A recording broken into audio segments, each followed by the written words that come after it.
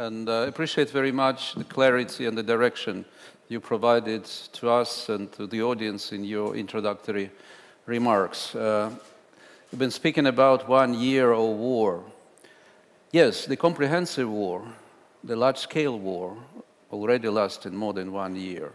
But we have always remember that the war started in 2014 with the annexation of Crimea and the occupation of parts of eastern Ukraine, including my hometown, Donetsk, in Donbass. So this war lasts actually 9th year already. So we have to remember this.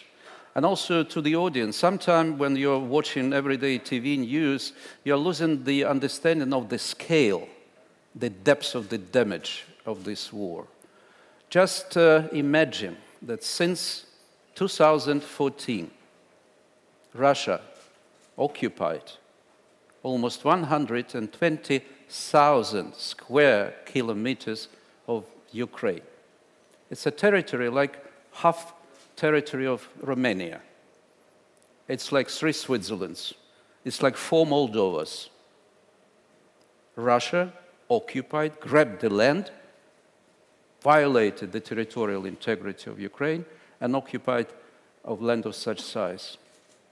Since this war has started, the comprehensive war, the large-scale war, in February last year, almost 15 million, 1-5, were displaced. There were people who left or were forced to leave their houses, their apartments, because of the shelling, bombing, killing innocent civilians, children, old people.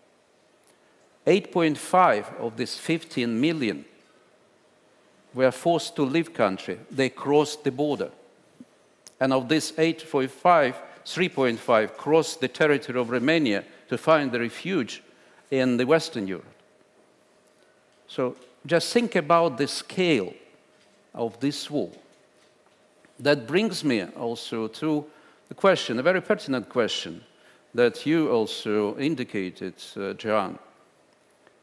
There is a sense of some noises, some voices, that this abnormal becoming a new normal. This was something that you are watching every day, and we're watching something every day. It's becoming, may become boring. You get accustomed to this. But let me answer this, your comment, with the words of my very good friend. He's a foreigner. He visited recently Ukraine, spent a week there, talked to many people, visited these horrible places near Kiev, like Bucha, Borodyanka, and Irpin. And I said, what's your impression? His answer was very, very simple, but very indicative too. He said, Hryhoriy, Ukrainians are not afraid that they will stop fighting. They are not afraid that they will stop fighting. What the Ukrainians are afraid? The Ukrainians are afraid that the West may make them stop fighting. This is a feeling that conveys volumes of something when the war of large scale with such damage lasting already more than a year. So you're right to put this question, and we have to find an answer so that this fear would be proved not realistic one. And also the question which our panel supposed to at least attempt to answer about the world order or security architecture. I will be very blunt, because this is, when you're inside war, you are forced to be very blunt and straightforward. The current security architecture is not sustainable anymore.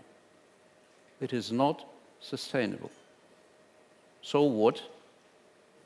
When and how this new security architecture, or the new order, will appear?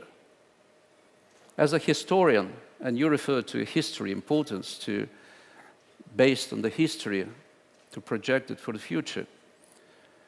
With every big war, large war, and the war like this is not just peripheral war, bilateral conflict, but as every big war, it is the victors, the victorious nations, who basically define or build the new security order. It's not the losers. It is up to the victorious nations, the winners, to define, to reform the new order and the new security architecture. So this is the answer, part of the answer, why this war is important for Romania, for Poland, for Slovakia, for Hungary, those EU and NATO bordering countries of Ukraine, for Baltic countries, but also for the whole West, including the United States. That's a far, far away. So this is the understanding of this, what is at stake. And therefore, when I frequently hear we need to do everything to help Ukraine to win its war, it's not Ukraine's war. It's not a bilateral conflict, international armed conflict, as lawyers are saying, between Russia and Ukraine. This is a war of Putin's regime, Putin's Russia, against the security world order, against the West as such, and this defines why not just Ukraine, why not just our neighboring countries that feel very close because proximity matters, the risks of this war to continue a yet more year or 2 years. The at stake is a future world security order.